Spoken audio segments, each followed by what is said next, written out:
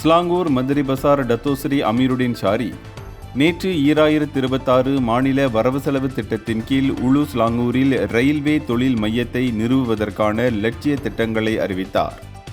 இந்த முயற்சியானது ரயில் கூறுகளின் உள்நாட்டு தயாரிப்பை அதிகரிக்கவும் வெளிநாட்டு தொழில்நுட்பத்தை சார்ந்திருப்பதை குறைக்கவும் இலக்கு வைத்துள்ளது. தொழில்துறை, கல்வி மற்றும் சேவை வழங்குநர்களுடனான ஒத்துழைப்பின் மூலம் இந்த திட்டம் இயக்கப்படும். மேலும் இது செரண்டா மற்றும் லம்பா பரிங்கினில் ஒருங்கிணைந்த வாகன மையங்களை விரிவுபடுத்துவதற்கான திட்டங்களுக்கு வழிவகுக்கிறது.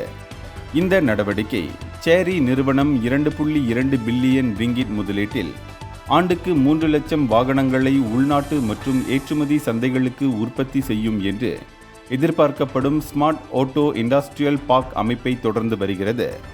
இந்த திட்டம் புரோட்டோன், பெரோடுவா மற்றும் நீசான் போன்ற முக்கிய கார் தயாரிப்பாளர்களுக்கு அருகாமையில் உள்ள பகுதியின் கட்டமைப்புகளை பயன்படுத்திக் கொள்ளும்.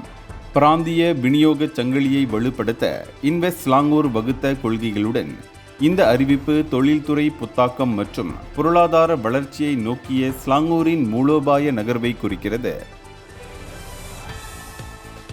இந்தியர்களின் இதய குரல் மக்களோசை.